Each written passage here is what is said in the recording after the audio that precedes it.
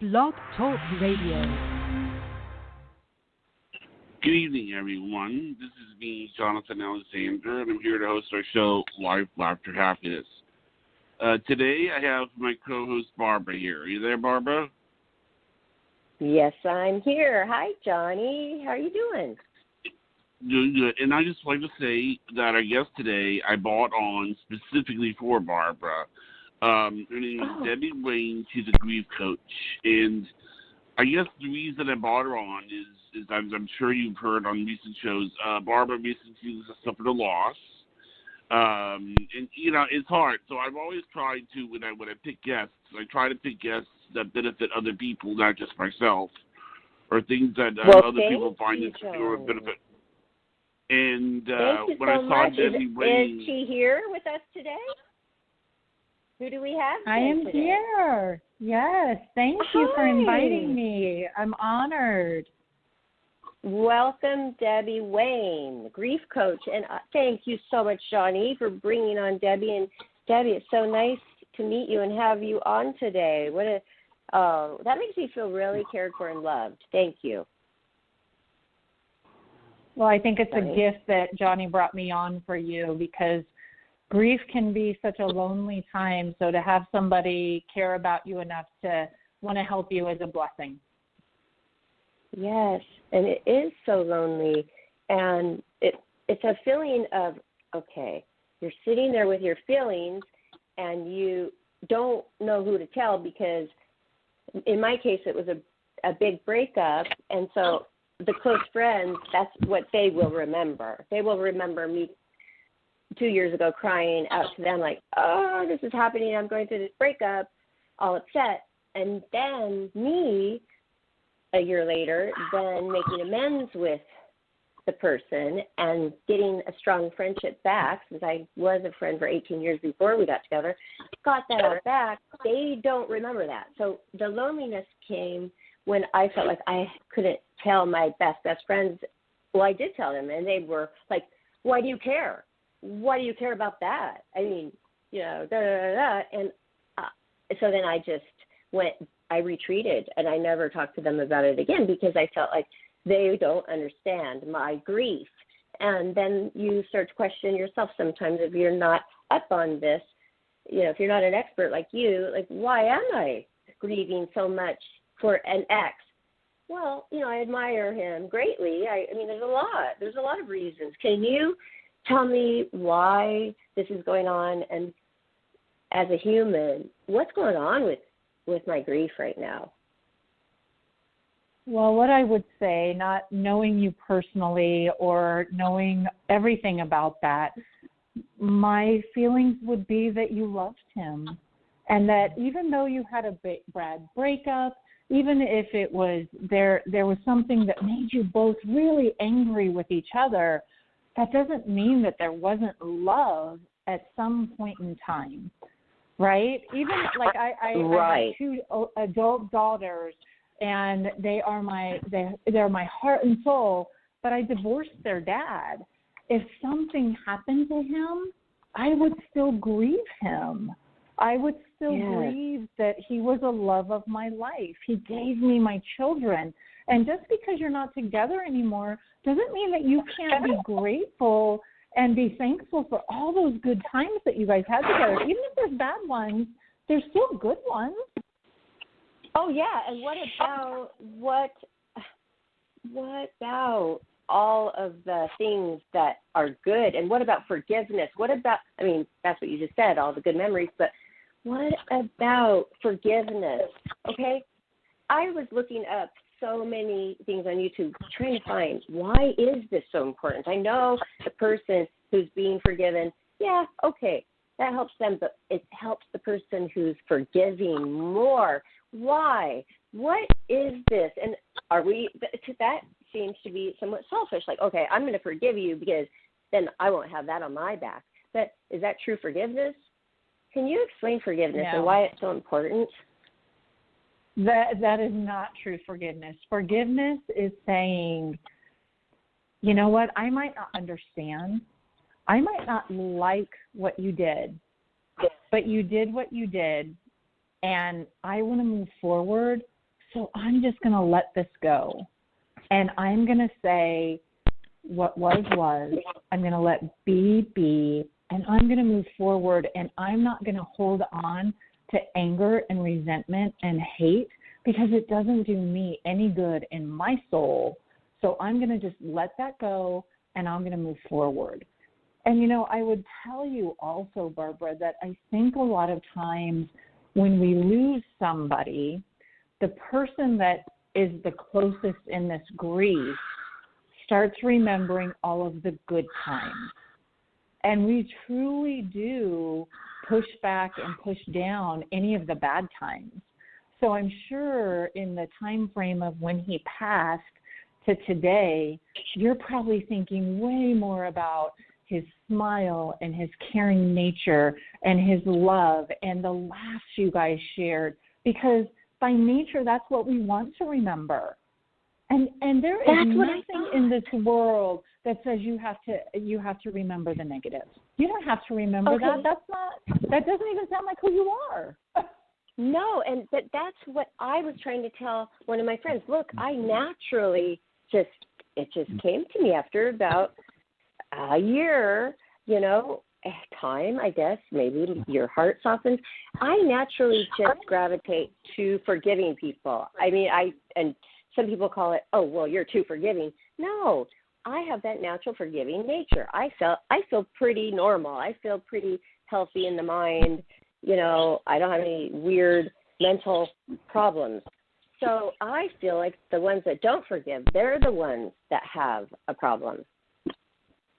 And not only that, but don't you feel like those people, I don't want to sound like negative, but people that hold on to all the negative, like, are tense, and they're just, I don't feel like they're as happy, because sometimes in life you just, I'm not saying that you don't learn your lesson and you don't go back to the same relationship, but that doesn't mean that you can't say, hey, if I run into this person all the time, I'm going to be cordial, and I'm going to make my life easier by being kind, because you know what? That's who I am, and I am not going to let this person's negative actions change who I am.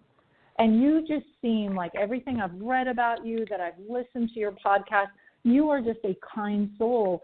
So to hold on to bitterness and anger and non-forgiveness, that's going to change you as a person. And why would you let somebody do that to you? Right. And I didn't. And you know what? I'm so glad. I am so very glad, Debbie, because now that he has passed, what if I didn't? A year after, I said, I have your tools. I am moving. Please come. He was so nice. I could still feel like the hurt in his heart, in his eyes, and welling up with tears, and wanted to try again. And I wasn't at that point. Then I moved back to California, and he invited me to a nice concert, a beautiful outdoor Hawaiian concert last summer. And then we had a beautiful dinner together. We laughed. We were able to laugh about the big, breakup, blow up, and the drama. And we were able to laugh our butts off about it for 3 hours, and great talks. And that's what I loved about him. I loved his laugh. I loved the deep talks. I loved him as a person. And I would be so much regretting it right now if I wouldn't have ever had that making amends evening. I would have regretted it so much. Yeah, and isn't it so lovely that because you allowed forgiveness into your heart, that now when you think about him, you can really truly think about his smile and his laugh, and you don't have to think about the breakup and, oh, should have you done this and shouldn't have you done that. And I am not saying that this situation is the right thing for every person. You have to be at a place where you're okay with that, and that you're opening and availing yourself to that.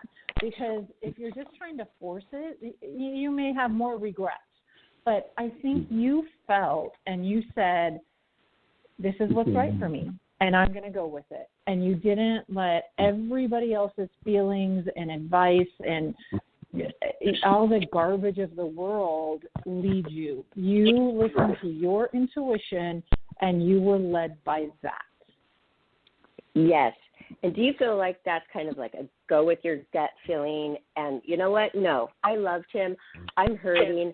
I want to contact his best friends. I want to offer my condolences. I want to do my tribute. I'm so grateful that I had that last time with him. And oh my gosh, I just feel like I listened to my own gut. And you know what? I'm so happy and pleased with the results of doing that. And you know what? The other people, doesn't even matter. I'm not mad at you for being negative when I told you about it. I'm not mad at you either. I'm moving forward. Well, and truly, they were negative about it because they love and care for you, and they don't want to see you hurt again. And they know that breakup hurt you, and they don't want to see that hurt come back. And you know what? You are a grown woman, and you have to make your own decisions, and you have to listen to your own gut. And, I think I don't want to negate what we're talking about, but I also want to talk about right now, there is there's the pandemic, there is COVID, and right now so many people are having to deal with their own mortality that it's really it's a difficult time, because we're all thinking that could have been me. That could have been me. That too. And very good point. Yeah, it really causes some different kinds of grief, because a lot of times we're almost grieving for ourselves. Like, how many years did I waste? Oh my gosh, I should have taken better care of my health. I better start now. Oh my gosh, it's overwhelming. And then you start this vicious cycle. So I don't want to negate the fact that, you shared with me your age. We are the same age. And it's very easy to go, that could have been me. And then it's funny how the body will start internalizing it, and you almost start grieving for things you haven't done. That is so true. You know what? I may not have brought that up, but you being an expert, do not forget that. That is such a great point, because I was dealing with that too. It's like that hit so close to home. I lost a close person that I almost married to COVID, okay? That is so close to home. So I'm going through all that gamut of emotions as well on top of that. So don't be so hard on myself, right? Like, wonder why Absolutely. I am crying here and there. You have to let it out. We did a show about showing your emotions, and I just go with it. Hey, if I want to cry, I'm going to cry, because it's healthy to get that out. So what happens if you don't? What happens if you keep that in? Oh, I think it does just irreparable damage. You have to express your feelings. And if you can't do it with somebody that's with you, find a counselor and find somebody that is trained. There's so many hospice centers, and there's counseling centers and grief centers, and there's hotlines. Expressing your emotions and your grief and your pain is a blessing, and it is a way to help yourself. And I also believe when we grieve someone, it's because we really loved, right? So you're crying randomly is because you loved him deeply, and you loved him. Now, there's also times that we can cry randomly because we have regrets. And if we have regrets, we need to learn from those. We need to process those. We need to get help to talk about those, because if you don't deal with that, you're going to carry it forward into the next person. Yes. Oh, I learned really a lot about regrets recently, too, with a different relationship, because, and Johnny knows everything that happened. When I had a very bad accident, 2 people called me right away. One was the Ron Montez, first one to call me. he was just like, no, not you, not Barbara, when he saw, because I had a GoFundMe put up by my friend who I had a stair fall at their home, and they felt so bad. I lost a lot of work from, 3 months of getting back on my feet after that. And you know what? Mm-hmm. He was the first person to call me, and then there was another person who called me, my other ex-fiance. Can you believe it? Those were the two. Oh, that's crazy. They really loved me. Yeah. And the second one who called, I hadn't even spoken to him for 13 years, and we got back together. Wow. And you know what, though? That made me, that was like the universe, God, the universe. You never know how God is going to show up and work in your life. And when he had me get back together with that ex-fiance, that I thought that was my doing the breakup. When I got back together with him for just a month and a half, I realized, no, he's not the right person for me. He's not my soulmate. He's not the one I should marry. And you know what? For 15 years, I felt regret that maybe I did something wrong. Thank God for that accident. Thank God I got back together with him. And I would never have if it wasn't for that accident, because he saw those pictures and called me. And then I was able to realize, you know what? I have no regrets. I'm not supposed to be with that person. I'm not supposed to be with Lorenzo. I'm not supposed to be. Hey, nothing against him. And you were able to make that closure, right? Yep. You had that closure. Yep. And think about the gentleman that just passed. You had closure with him too. That maybe you weren't supposed to be together, but that didn't mean you couldn't be friends and you couldn't enjoy each other's company. Like, right. You just weren't supposed to get married. That was exactly. Okay. Mm-hmm. But that was okay. Both of you, that didn't make both of you jerks, and maybe you treated each other like jerks for a little bit. But emotions get in the way, and yeah, right. And there's two sides to every story. So, but you were able to close it, but even laughing at how you guys were jerks to each other, right? Yep. So now you can process this grief and say, you know what? I had this loving man in my life. Maybe he wasn't the love of my life, but I actually had a loving man in my life that I learned from, that taught me I don't want to be this person in a relationship. I'm not going to break up with somebody like this again. And you know what? Even when you have a bad breakup, you can laugh at yourself later, because you didn't just laugh at him. You laughed at you too. And that's okay. Yep. Yes. Wow. Okay. I want to know a little bit. Thank you for all of that so much. I'm very grateful for all of that. Wow. Because it validates, you're an expert, and you just validated that I really pretty much, did it right. I led myself the right way to the right path. I'm on the right path, I mean. So, but I want to know that you experienced great loss, and then was that when you started to become a grief counselor, or were you one before, or how did that all happen for you? Yeah, and I will tell you, I'm not a grief counselor, but I'm a grief coach, and I think that there's a big difference. Yeah, okay. Yeah.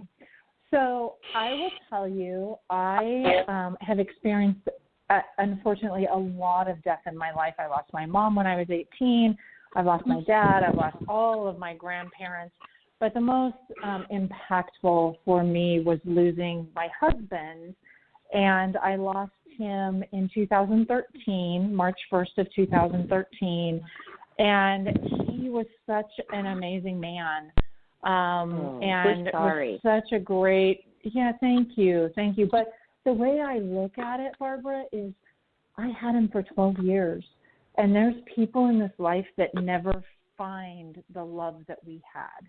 So instead of holding on to regrets and sadness, I really have filled my heart with gratitude and love, because again, so many people don't have that. But it wasn't always like that. And that's what my journey transitioned me into, being a widow coach, a life coach, a grief coach. And it was, I was about a year and a half into my widow journey, and my husband left me. We had this big, huge extended family. And he was like, I want you to be a role model. I want you to show them that it's okay to grieve me, but you have to move forward. And I really, he was like, you have to, he called me Mama. He's like, Mama, you have to show them it's okay to go forward and to live on. And I'm like, okay. And it gave me a job, and it made me feel important, and I had something to do. Well, then everybody's life moved on like it was supposed to, and that's when my life came to a screeching halt.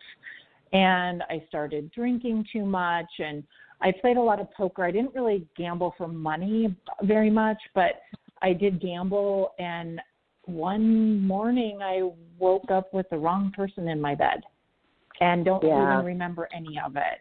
And I was like, that was my personal rock bottom. I'm sorry to laugh, but I just remembered that scene in Sex and the City where one of the characters woke up and she did not know who this man was, and he walked to the bathroom and she saw his like really skinny, like flabby butt, naked butt. And he comes back to try to cuddle her, and she's like, "What? Where are you?" Oh my gosh! But yes, it happened. Yes, I know. It happened to my girlfriend too once. Yeah, and luckily I knew him. He wasn't a bad man by any means, just not somebody that I would have put there, but not like a sober choice. And I sat there and I was like, did we? And he's like, yeah. And I'm like, oh Lord. Okay. It was too bad I didn't remember. And I just decided at that point, got through the day, and I went on social media to make some, stupid posts that didn't mean anything. And I saw my sister's 3 things she was grateful for. And she had been doing this, I think we figured out now, for about 4 years. On Facebook, she was posting 3 things she was grateful for every single day. And I'm like, you know what? Well, obviously what I'm doing is not working. So I'm going to do what she's doing and see how it goes. And I have never went backwards. Gratitude is a foundation of my life. I have gratitude programs that I coach on. And I believe that when you have a really solid gratitude practice, you can get through anything. And I put it this way. I know that I was a gift to my husband, and that he died in my arms, and it gave him peace and a loving place to pass. And in his passing, he died of colon cancer. Mm-hmm. Yeah. And his gift to me was to launch me into my soul work. And he had to pass for my soul work to happen. So in a roundabout way, I am truly grateful and honored to have been his wife and to be his gift, and for him to be the gift to brought me into my soul work. Well, that's beautiful. And that's what I was saying about the universe works in mysterious ways. Whatever God anybody believes in, that's working in mysterious ways. And you never know sometimes, why did this happen? And now you found that because you were opened up. Your heart was opened up to it, to see. What did you learn? What did you gain? So much. And you're so right when you said so many people never even have one day with a soulmate. And they wish and they dream about for their entire life, and you had 12 years of that. So, yes, I totally see how this is the way to go, everybody. This is the way to go. Otherwise, you know what? It could eat you up. That regret and it could eat you up. Yes, you have to let it go, and you have to find gratitude. I tell people all the time, even if you're going through a bad time, which you are right now, Barbara, but even on the bad days where maybe you even ugly cry, right? Like you're just like so sad for whatever reason. Let that go. And then you know what? Get up and go, whew, I am sure grateful for indoor plumbing and toilet paper today. Exactly. Because who can't be grateful for indoor plumbing and toilet paper? Oh, yes. I'm glad I have a dirty floor to clean. Some people don't even have a floor. I'm glad I have a million clothes everywhere that I need to fold. That is the prayer I said. I said, Priscilla, to my daughter, she's 13. I go, I'm really stressed out right now trying to get ready for this trip to go to the memorial to get everything in line. Yeah. And like, you know how you were doing your post? I want to do my post. I've literally been in frozen, paralyzed mode as far as posting because I see all of these people. Because Ron Montez, he was a legend, an icon, a dancer. Everybody looked up to him. He, 7-time United States Latin champion, and then the first PBS broadcaster opening up the world to ballroom, the first guy who ever did it on TV. So, like, he is an icon. And so I see all of their posts, and I feel like, okay, mine's different, though. And it's like, I don't want to say, oh, look at me. I was with him. No. So I just don't do anything, and I have so much to share. So what do? Just go with my gut and just share what I want to share, and it's nothing that would hurt anybody else. I just feel so paralyzed, and I have all these beautiful photos of us and laughing and having fun together, family photos and stuff. And all day I wanted to do it, and I didn't. I just sat paralyzed. What is that about? Well, I think you are trying to justify that it's okay to still love him when in the public eye, you guys broke up, right? Yeah. And so I think that part of it is not wanting to be judged. And I think if you tell your story, Barbara, of, you know what, we did go through this really hard time, but what I know is that this man was a blessing to my life.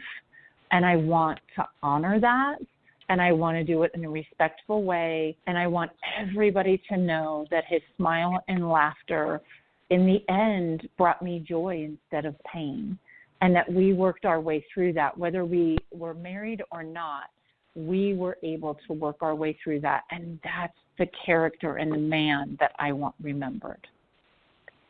Wow. I should have talked to you about 2 weeks ago because I've been struggling with this, and you just said everything I wanted to say in a nutshell in 3 seconds.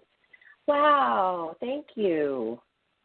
You're a grief coach, and I needed you. Thank you, Johnny. Thank you. Wow. Well, and you have my number, and you can call me at any time. I would love to help you through this journey, and you know what, this journey, and by you handling this in such a honest way, it's going to be a really good example for not just others, but for your daughter, right? She's 13 years old and at such an influential age and time in her life. And who the heck could ever think that our children would be living through what they're living through, right? And you're sitting here saying, I don't have to be treated a certain way for however you guys broke up. I don't even know the story, but it got ugly for a while. But you know what? I'm not an ugly person, and I'm a loving, caring person. And life got in the way, and we resolved it, and we solved it in a manner that allowed us both to be at peace. And isn't that what everybody wants in life? Is peace? Yes. Yes. I'm so grateful for that. I really hope, Barbara, that when you go to this memorial service, that you can just breathe and just say, you know what, I really loved you, and I'm so glad that we were at peace with each other, and I'm going to miss you with all my heart. But I know that there's a piece of you in my heart that will move forward with me. And I want to say thank you. And I feel him. Oops, I feel him. I was feel that his presence about a couple of months ago. There was this friend of mine, and she, fortunately for her, she got to spend the last few years of her life married to the love of her life. What a blessing. But what happened was that I think there was some complications with medicine or something. And I went on the website, and it was, her name was Kim Kohler. It was The Memory of Kim Kohler. And it changed to The Memory of Kim Kohler. And I thought, what happened? You know? I mean, it was amazing because I had talked to this woman. I knew her when she was like, she had a son named Brandon. And every time Brandon would say his name, you would always accentuate the end to go, hello, is this Carissa? That's her other daughter. Her daughter. She goes, no, this is Carissa. This is Brandon. And I got to know her, and it was like, I would be on the phone, and then, and then I would listen. I would hear Brandon grow up and everything, and it just seems, now she's gone. Oh, yeah. What a shock to find out that way, too. Is not so fun, and then the respect, like, okay, well, why didn't anybody call me, but they did, a family member did let me know, and that made me feel so respected, like, acknowledged, like, she knew, this family member knew, like, the ballroom people, they didn't really know so much, but the family member knew, I really, we loved each other, but, can I just say, I have a point to make. When we were going through that breakup, and I was just bawling, and my face was like a red tomato, swollen from crying for hours, and he saw that. He saw my face. He goes, "You really did love me." He didn't really know that I really, really loved him. What's wrong with me? Should relationship do it differently? And how do if I say I love you and I'm there for you and I'm yours, yes. I mean, was I not showing my love for him? Why? He seemed so surprised that I was so upset with the breakup. He seemed like he really did love me. Well, maybe if you knew I really loved you, this all wouldn't have happened. So did I not show him? I have to look in deeper to figure out maybe I'm not showing the person I love them enough.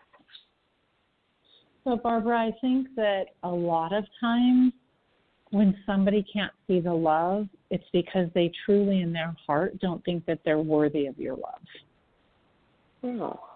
So I think you really need to look at the fact of if you had this breakup and you had these things, he might have been very broken and not feeling worthy of your love. I mean, I'm not here to toot your horn, but let's look at the woman you are, right? I mean, you know who you are. You know the things that you have done.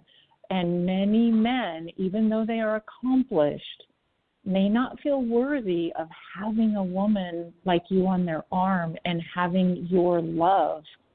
And they may not feel deserving of that. And it could be a little bit of both. You may need to do some internal work on yourself too. And I think it's always good to do self-reflection, but it's not always about what you didn't show. Sometimes it's about what they didn't receive.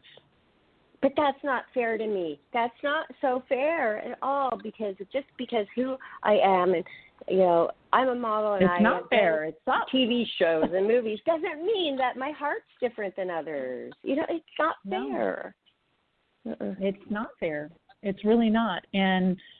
But I also want you to remember that you do show love and you do show affection and you do say those words and maybe it needs to be, I love you because.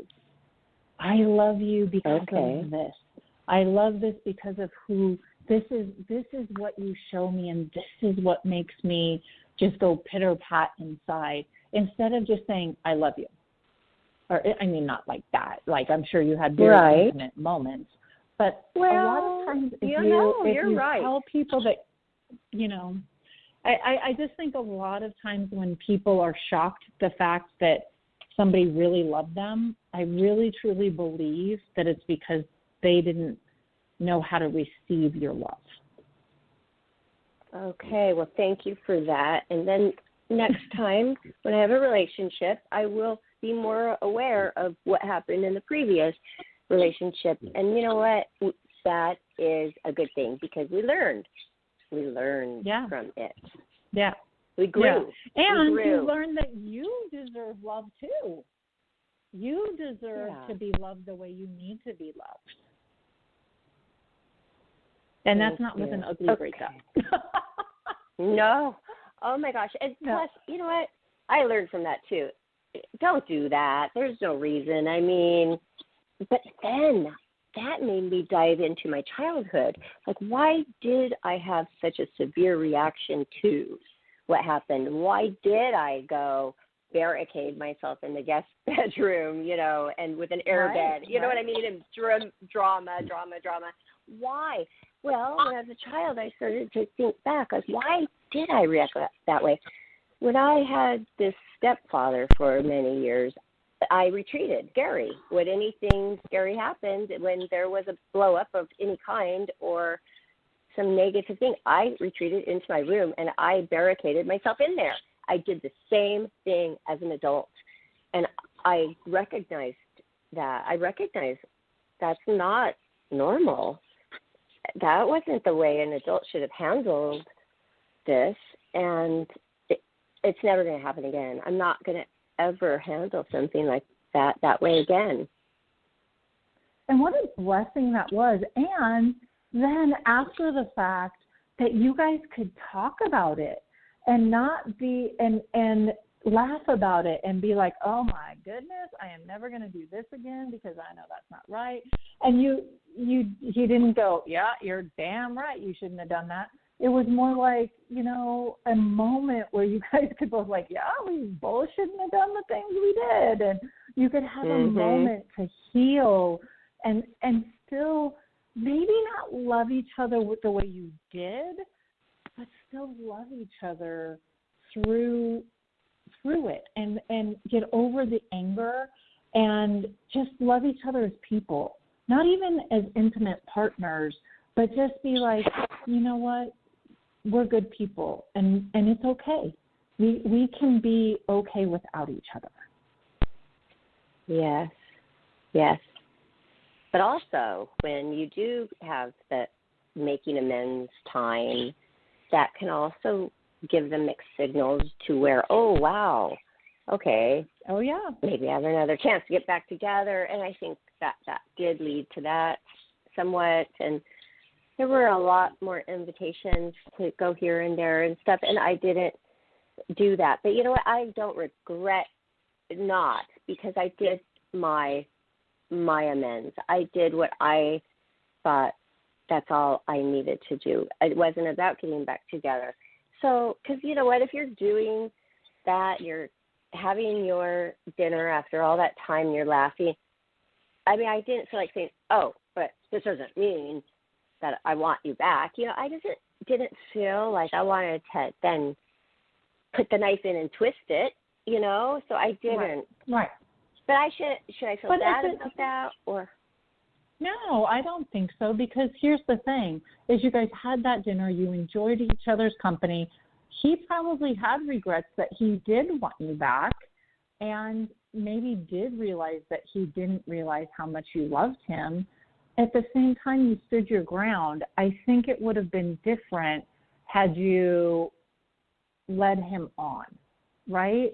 You had your peace and you friended him, but you never went to another one. Even if you went to one more and was just like, nope, I really seriously can't do this. You handled it in an adult manner where you didn't have to be an asshole to him. And if I'm guessing, your last conversation was probably pleasant. Oh, yeah. Pleasant. It was laughing and loving and just, breakthrough. It just was wonderful. Actually, we had him on the show, right? Wow. Oh, yeah, we had him on the show 1 year after the breakup, and nothing was ever mentioned about us ever being together or anything on the show. I had him on, Johnny and I had him on as a guest of expertise of dance and an interview about him. And it was really wonderful. And that I am so grateful to have as well. And I'm going to be sharing that too today out there so a lot of the community can listen to and hear his voice.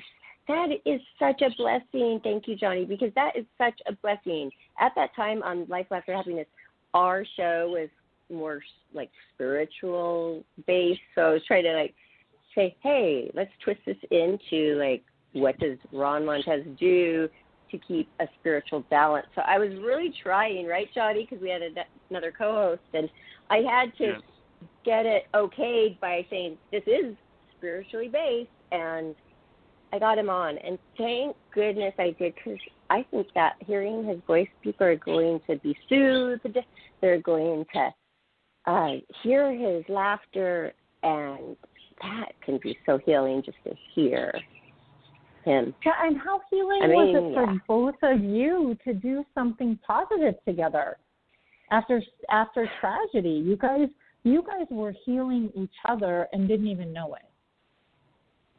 That's true. It was really wonderful. And I have been through something like you have. I wasn't a widow. This happened way early on. My daughter was 2, and her father, we weren't married yet, but we were like, the minute we met, no minutes apart. I mean, it was like that kind of relationship, and he was tragically killed in a car accident. And so that was a tremendous loss, but I don't really feel like I've actually done work on that. And so I'm glad I know you. And then another thing, my mom told me 1 year ago that she has a disease where the doctor told her you have 6 years left to live, and it's been 5. So I went through this whole thing like I've already lost her. And you know what?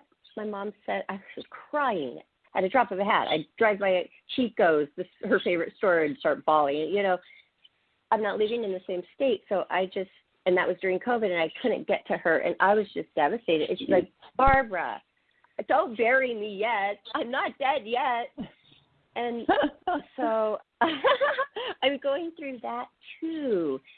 And then everybody's saying, well, call your mother every single day. Well, but my mom doesn't want to be called every single day. She doesn't want it. That's not our relationship. Like, that hasn't been our relationship, so why does that have to be our relationship now? You know, okay.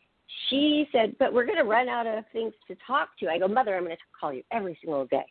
And she goes, but we're going to run out of things to talk about. She's just so, strong. She's so strong.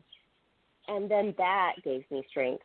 But that's a whole nother thing I'm sure that you deal with a lot being a grief coach on.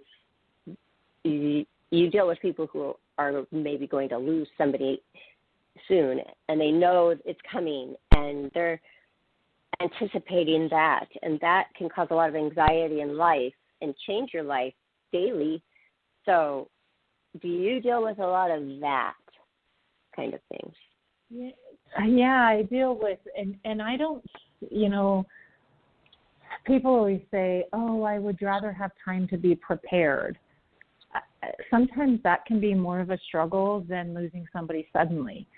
Again, there is no good way to lose anybody. It all hurts. It all is painful. And whether it's a child or a spouse or a grandparent or a friend, they all are mean something to us and are so treasured. And you never know what somebody's history, like I deal with death much differently than most people do because I believe it's just part of life, right? So, yes, I grieve, and yes, I go through pain. It is taxes aren't even guaranteed. The only thing in life that is guaranteed is that we will die. And that's guaranteed. We are born and we will die. And those are the only guarantees that we have in life. And again, through COVID, everybody has had to deal with, holy crap, this virus might take me out. I'm healthy, I am not healthy, whatever it is, but something can come in and take so many lives all at once, and it put our mortality so smack dab in our face that's why there's so much fear. Nobody's ready to die. Nobody wants to die. Nobody's ready to die. And when you have to think about that on a daily basis, and it's in the news, and it's on social media, and it's everywhere, it's very difficult to deal with. But you know what? That is such an interesting point. I want to point out that leveled the playing field. It was strange because my mom, I could feel that she was very lonely. She was alone. She was the one dying. And then when COVID came out, everybody was in the same boat. We could all almost die tomorrow. Like, we could all die tomorrow. If we get this, we're in the same boat as you. And it was different. Some kind of light came over her to where she got more strength. And it was somewhat of a blessing in disguise for her, I think, that she didn't feel so alone in the world. Isn't that strange to weird. Think about? Yeah. Yes. Yeah. Yeah, very strange to think about. And it kind of helps you understand where her mindset is, right? She doesn't know if she's going to wake up tomorrow, if she's going to wake up 6 months from now. And truthfully, none of us do. None of us do. Any of us could walk out the front door tomorrow and something could happen. And I think that, I just think, and you know, it's very hard to say blanket grief because, you know, there's all these stages of grief that people go through. I didn't go through the stages of grief in what is a normal way, but I didn't love a normal man, right? He was this incredible, amazing man that our love wasn't normal, and why would I grieve normally, right? But I grieve normally for me. And how you grieve and how Johnny grieves and how Debbie grieves are all going to be completely different because we all have different experiences. And again, I've seen so much death in my life that when I lose somebody, of course, my heart just aches and it just hurts so badly. But I also know that I will continue and I will go on. And that's what I'm supposed to do. And Roy would have wanted that for me. And, you know, truly when you think about it, what loved one would want us to suffer and be miserable? None. No, they would, and all of them would want us to miss them. Of course they wanted to. Everybody wants to be missed, but would anybody want your life to be devastated and you couldn't move forward and they're like you're frozen in time? No one would wish that on anybody. And I think we not need if to they remember, really loved you. Yeah, and I think we need to remember that as we're grieving somebody. I think about, again, that day that I had my rock bottom. I was like, oh, Roy would not want me to be doing this, and I am not going to do this again, and I'm going to pull myself together and put my big girl panties on, and I am going to fix my life. And that's what I did. Right. And I think that sometimes we need that reality check to smack us a little bit, but it's okay to grieve and miss them. And there's still, I'm 8 years down the road.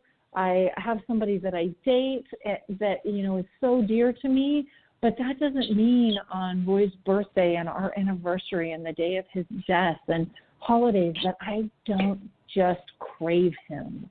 Like I crave him, like I miss him. And maybe someday I'll get married again, maybe I won't, but that is not going to make me not miss Roy. He's always going to be missed. I'm always going to miss my mom. I'm always going to miss my grandmother. I'm always going to miss those people, and that is really okay. And what about if the man that you're with now, there's another scenario I know about a couple of people. A lady, she lost her husband that was her soulmate, loved him dearly. He died. And there's a new one for many years, and the new one feels bad because she's always talking about the one that died. And the new one is feeling, well, you love him more than me. I mean, the new one is feeling like, gosh, this is all I'm hearing about. So how do you put a balance? Because that can hurt somebody, too, to have to hear about how much you love somebody else, and now you're the new one, but she's always talking about the old one that died. Yeah, and I think that you have to be respectful. I think that you have to honor the person you love, but you also have to honor the person you're choosing to have now. And, of course, Roy comes up in conversation. I'm still really good friends with many of his friends and our friends. And, of course, Roy was a big part of my daughter's lives. That, he was they look at him as a father figure. And this new man has to understand, and we've had conversations that, I wouldn't be in the dating world if Roy hadn't passed away, but he did. Right. And I have to be able to talk about him, but I really try to be respectful to where I don't do it all the time, because I can't live in the past, but I do have memories. And I don't want my gentleman to not be able to talk about his past, whether it's his ex-wife or his stepdaughter or whatever that is. I want him to be able to feel comfortable sharing those memories too, because good or bad, he still has memories. And why, if he can talk about his dad, why can't he talk about something else? I'm not a jealous person. I'm not going to be upset. Like, I'd rather hear those things. But you just have to have the conversation up front and ask what they're comfortable with, and tell them when you're talking about the person that passed away, you do miss them, but you're really glad that this new person is in your life too. Yeah, it's a balancing act. It really is a balancing act. It's not easy.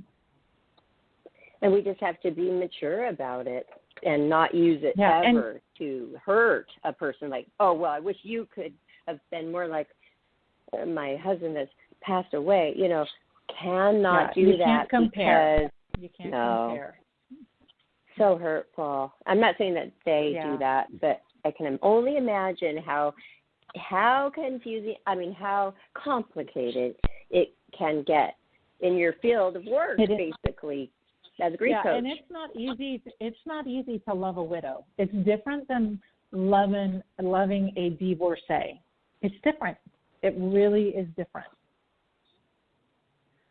But a lot of good communication and coaching or counseling can help anybody through that. That's wonderful. Okay, so I want you to let everybody know, all the listeners know, where can we find you? I know you're very active on Facebook and Instagram. Can you tell us exactly where so people can hire you? We need you, especially now. Yeah. Yes, I would love that. And I try to be, my Instagram is a little bit more fun and silly. And that's COLO Life Coach Deb. So I live in Colorado, so it's short for Colorado Life Coach Deb. On Facebook, it's Debbie Waines Coaching, and I do have a website that is DebbieWainesCoaching.com. I would love for everybody to come share and let me know that you heard me on this podcast, because I would love to let Brenda and Barbara and Johnny know that they sent all these people to me. I love that. Oh, good. Yes. And thank you so much, Johnny, for finding her. I mean, you could have found anybody, but you found Debbie Waine, and Debbie Waine is totally awesome. That's all I know. You found the right grief coach for us, Johnny, so thank you. And again, please go through your memorial, and if there's anything I can do for you, Barbara, please, please, please reach out to me. I am here to help you. Okay, thank you so much. And I mean, this has been invaluable. Johnny had told me that you were coming on, but my mind has been racing, trying to prepare so many different things that, you know what, I actually got a little surprised today when I realized, oh, yeah, that is today, and that's for me. And, I mean, I have chills all over. My grief is going to slap me in the face. Oh, my gosh. So thank you. You've helped me immensely, and I'm sure you have helped so many. And thank you for what you do. And your journey, going through so much pain and loss, you know, you turned it around, and you made it into something wonderful that helps people in the world. And that's very admirable. So thank you so much. Oh, thank you. That really warms my heart. Thank you. Awesome. Where is Johnny? Johnny, are you I'm there? Here. Yes, okay, I'm here. Good. Wow. Okay. Thank you, Johnny, so much. And would you like to come back sometime on the show, Debbie? Oh, I would love to. Okay. Yeah, we would love to. I would love to have her back because I don't feel like we have enough time to go over everything. I don't just do grief counsel or coaching. I also like gratitude. I'm telling you, gratitude is my jam. And I can find gratitude in just about any circumstance. So maybe we can talk about that sometime, or I don't know, whatever you want to talk about, my friends. I would be happy to come on again. You're both very pleasant and amazing. Well, that would be great because I know about that too, and I'm into it as well. And I say, oh, I love this place. I'm so grateful for this new place. I mean, I really am in my dream city, but it took me a while to get here, and I made it. And you know what? Every time I lock my door and leave and I lock my door with my key, I say, I'm so grateful for this place. And you know what? I have been blessed with so much abundance since I have moved here and done that and said that, like out loud or inside. You could say it inside. You just say it. I am grateful. I am grateful. I'm grateful for so much. And you know what? It's the universe. It is the law of attraction, and it's going to come to you. You're going to reap the benefits of showing your gratitude. Yes, I completely believe that. Okay, that'll be next. Awesome. Okay. Well, thank you, Debbie, so much. We're going to go get our nails done now and get ready for, you know, we want to feel good about ourselves. And we've been locked up in this place and trying to, you know, stay away and do our part to be safe with the COVID. And, you know, we are going to go show our condolences. And so, you know, we don't feel so good about ourselves because we're normally looking beautiful, getting our hair done, getting our nails done, doing things for ourselves. And I said, I'm doing this for us right after this show, and we're going to feel better. So that's my advice, too. Good for you. Like, do something for yourself. I am all about dressing for success and showing up with your best self because I come at the world differently when I got my sass on. I call it putting my sass on. Putting your what on? I didn't get that. My sass, like sassy. I put my sass on. I love that. Yes. I love that. I'm going to get my sass on. I'm going to use that. I like that one. Yes. Go get your sass on. So this has been so awesome. And I just want to tell everybody, you can, if you've missed anything, you came on late, you can find this show and all of our other shows on our YouTube channel, Life, Laughter, Happiness YouTube. And while you're there, subscribe. And you're going to be able to find info on our next one. And our next one. And this is valuable information. So you can find it again, listen to it again. But Debbie Waine, and you're living in beautiful Colorado, and that's beautiful and awesome too. What a great place to live. So yes, thank you guys so much. And I will so appreciate you. I will be calling you soon, Debbie. I hope you do. I want to tell you how it went. I want to let you know how it went privately. I would love that. Okay. Right.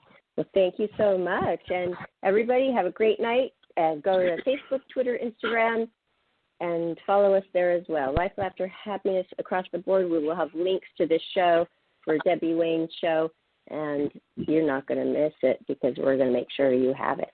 All right. Good night, everyone. Have a great night, Debbie. everybody.